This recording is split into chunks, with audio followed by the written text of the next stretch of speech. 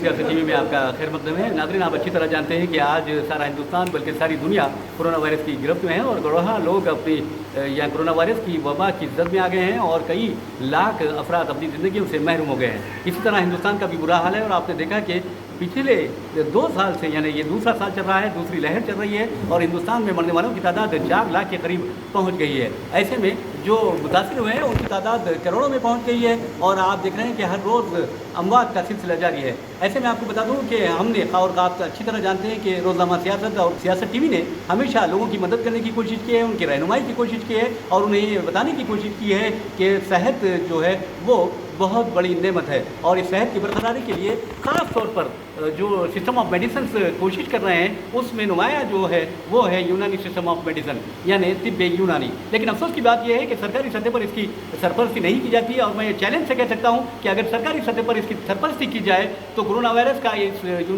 तिब्बे यूनानी में बेहतरीन इलाज मौजूद है। वैसे भी इलाज तो दूर की बात है, अगर आप यूनानी तिब के तरीके से एहतियात ही बरत लें तो फिर आप कोरोना वायरस से बआसानी बच सकते हैं। ऐसे में रोज़नामा सियासत ने मुल्क के मुमताज़ फिजिशियन, मुमताज़ डॉक्टर पद्मश्री एम.ए. वहीद को मदऊ किया है, जो former director central research institute of Unani medicine है और chairman scientific advisory committee ministry of AYUSH government of India है। तो डॉक्टर साहब, आपका बहुत बहुत खैर मकदम है हमारे स्टूडियो में।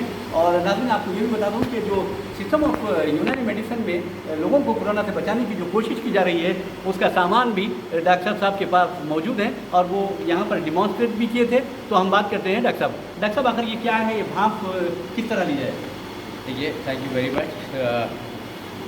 मैं आपको ये बताते चलूँ कि कोरोना की वजह से बहुत से लोग परेशान हैं। इसमें 2 चीज़ें हैं, एक तो इसका तदारुक होना चाहिए, एहतियाती इक़दाम की बहुत ज़्यादा ज़रूरत है। जैसे हम लोग ज़्यादा फोकस करते हैं कि भाई सोशल डिस्टेंसिंग होना चाहिए, मास्क इस्तेमाल करना चाहिए, पब्लिक प्लेसेस पे नहीं चाहिए। इसकी वजह सिर्फ ये है कि इससे बचने के लिए है। तो तिब्बी यूनानी में कुछ ऐसी अद्वियात हैं जो अगर इन्फेक्शन से बचने के लिए भी हैं, अगर इन्फेक्शन हो जाता है तो इनिशियल स्टेजेस में उसको ख़त्म भी किया जा सकता है। इसको हम एक स्टीम की शक्ल में डेवलप किए हैं और पिछले 1 साल से बहुत ज़्यादा इस्तेमाल में है। कई चैनल्स ने इसको रिकॉर्ड किया है, रिले किया है। इसको हम मल्टी चैनल में कन्वर्ट करके ज़्यादा से ज़्यादा लोगों को तक पहुंचाना चाहते हैं। तो सियासत ने इसकी पहल की है। सियासत ने एक नया इनिशिएटिव लिया है, इसको मल्टी चैनल एक्सपोजर के तौर पे इसको डेवलप किया है, तो ताकि आवाम ज़्यादा से ज़्यादा इसको इस्तेमाल कर सकें। मैं आपको मेरे शायद पुराने वीडियोस में आप यूट्यूब में देख सकते हैं, मैंने बताया है इस फार्मूले को पब्लिक के लिए हमने आम कर दिया है ताकि लोग आसानी से इसको दस्तियाब है तो आसानी से उसको हासिल कर सकें और इस्तेमाल कर सकें और उससे इस्तेफादा कर सकें। ये एक कुछ दवाओं को बॉयल करके उसको स्टीम की शक्ल में लिया जाता है। मैं आपको बताता हूँ कि इसका एक कॉम्पोजिशन है कुछ दवाओं का। जैसे फॉर एग्ज़ाम्पल आप कलौंजी लीजिए, 4 चम्मच मेथी लीजिए और एक अराउंड 50 to 100 ग्राम अदरक लीजिए, कुछ थोड़ा सा पुदीना ले लीजिए और लौंग, इलायची, दालचीनी लीजिए और इसके अलावा इसमें तिरियाक़े आज़म एटलीस्ट 1 चमचा डालना चाहिए।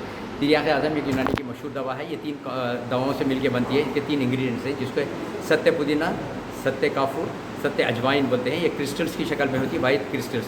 ये तीनों क्रिस्टल्स को आप इक्वल क्वांटिटी में ले लीजिए और एक वेसल में लेके थोड़ा सा भाप बताइए, वो लिक्विड में कन्वर्ट हो जाएगा। जब ये लिक्विड में कन्वर्ट हो जाता है तो ये बहुत ज़्यादा वोलेटाइल होता है, यानी उड़ने वाला होता है, इवेपोरेट होता है। तो इसको किसी बॉटल में डाल के इसको बंद करके रखिए। 1 चम्मच इसमें इस कॉम्बिनेशन में करिए, यानी 1 लीटर पानी और जो चीज़ें मैं बताया था उसमें 1 चम्मच डाल देंगे। आप प्रेशर कुकर में इसको बंद कर देंगे, आप इसको स्टार्ट करिए स्टोव को।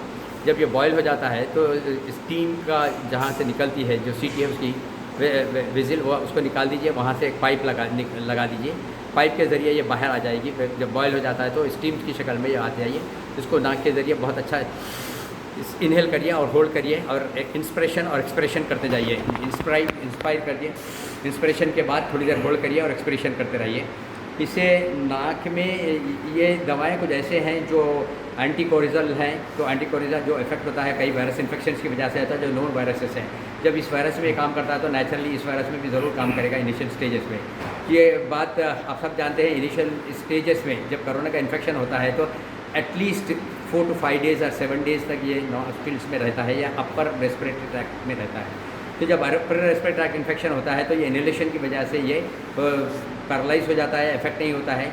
इसमें एंटी इन्फ्लेमेटरी भी इफेक्ट है, तो एंटी इन्फ्लेमेटरी होने की वजह से जो इन्फ्लेमेटरी चेंजेस इसके इन्फेक्शन की वजह से होते हैं वो कम हो जाते हैं। और इम्यूनो मॉडुलेशन इफेक्ट है, तो इम्यूनो मॉडुलेटर्स होने की वजह से इम्यून की बॉडी का इम्यून सिस्टम रीमॉडुलेट हो जाता है। जो डेफिनेटली इस वायरस को किल करने में या इसको पैरालाइज करने में या ख़त्म करने में बहुत ज़्यादा फ़ायदेमंद होता है। इसके अलावा मैं आपको बताऊं कि जब ये लेते हैं तो इनिशियल स्टेजेस में लीजिए या ऐसे स्टेजेस में जो इन्फेक्ट होने के बाद पॉजिटिव हैं और कैरियर स्टेज में हैं, ऐसे लोगों को बहुत ज़्यादा फ़ायदा होता है। और जब ये लोअर रेस्पिरेटरी ट्रैक्ट इन्फेक्शन में भी जाता है, जब लंग में इन्फेक्शन हो जाता है या फाइब्रोसिस डेवलप हो जाता है, चूँकि बहुत ज़्यादा एंटी इन्फ्लेमेटरी फ़ायदियत है इन दवाओं की, तो ये डेफिनेट इम्यूनोमॉड्यूलेटरी इफेक्ट भी होने की वजह से वाइटल कैपेसिटी को बढ़ाता है, ऑक्सीजन लेवल को यानी इंस्पिरेशन कैपेसिटी और एक्सप्रेशन कैपेसिटी को बढ़ाता है। इसकी वजह से कॉम्प्लिकेशंस नहीं होने पाते। तो इनिशियल स्टेजेस में आप इसको लीजिए, या जब आप लेट स्टेजेस में होते हैं या हॉस्पिटलाइज होते हैं डॉक्टर के कंसल्टेशन में या ट्रीटमेंट में होते हैं, एक्टिव मैनेजमेंट में होते हैं इसके, या इमरजेंसी मैनेजमेंट में होते हैं, तो इसको एज एन एडजुवेंट थेरेपी लीजिए। ये पिछले 1 साल से हम अगर कई पेशेंट्स का जो फीडबैक लिए हैं उसकी बुनियाद पे ये कहा जा सकता है कि जिनकी ऑक्सीजन लेवल कम हो गई थी, जिनकी ऑक्सीजन लेवल 90 से कम हो गई थी, जिन बिटवीन 80 to 85 तक भी हो गई थी, और इंस्पिरेशन जो आम सांस रोकना है इनका 1, 2, 4, 10 सेकंड से ज़्यादा नहीं रोक सकते थे, ऐसे लोगों को लेने के बाद भी 20 से 25 सेकंड रोक सकते थे और इंस्पिरेशन रेट भी उनका काफ़ी अच्छा बढ़ा था।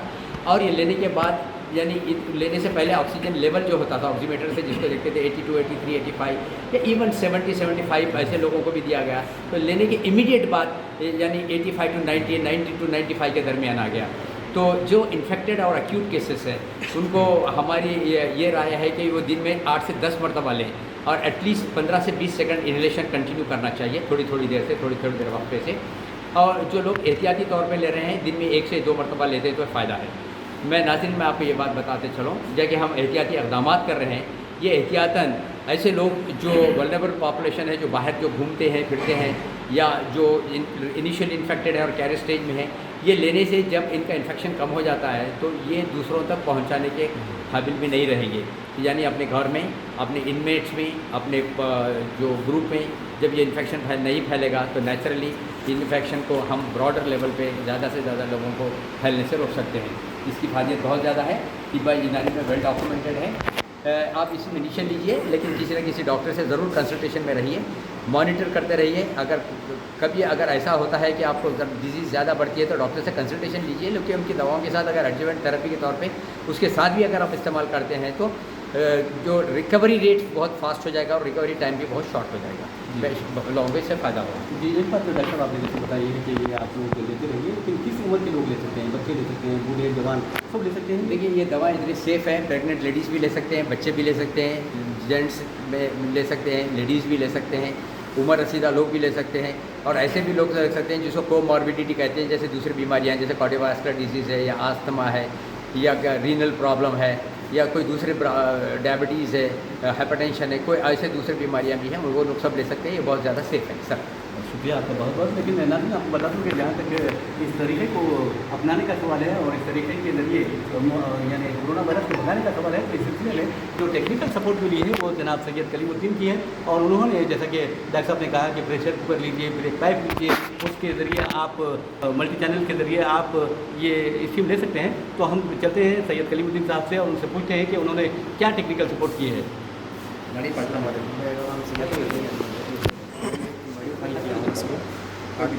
आसानी से जो है सो इसको स्टीम ले सकते हैं। जी, सही खान साहब ने मुझसे कॉन्टैक्ट किए थे, बताया कि मेरे को ऐसा करना चाहिए, करना है मुझको, तो मैंने मैनुफैक्चरिंग किया हूँ, ऐसा मॉडिफाई किया हूँ उसको। अब आप आसानी से जो है सो जैसा डॉक्टर साहब इंस्ट्रक्शन बताएं वैसा आप आसानी से कर सकते हैं। जी जी। कितना खर्च आता है अगर ये प्रेशर कुकर हो या पाइप हो या दूसरी अशिया जो है? एक बार में 4 लोग ले सकते हैं। एक बार में 4 लोग ले सकते हैं, इसको 4 या 5 भी ले सकते हैं, जितना आप करना चाहे कर सकते हैं। जी जी। लेकिन 4 से 3 लोग लेने से बहुत बेहतर रहेगा। अच्छा, एक जैसे कि आपने टेक्निकल सपोर्ट दिए तो आप ये बताइए जैसे प्रेशर कुकर है वो कितने का मिलेगा, फिर ये दवा अद्वियत वगैरह ये कितने में? साइजेस के हिसाब से कुकर का रेट रहेगा। हाँ। और पाइप लाइन जो है जो भी खर्चा आएगा मेरे ख्याल से 1500 से 1800 रुपये का खर्चा आएगा जी एक चीज़ में, उतना ही रहेगा।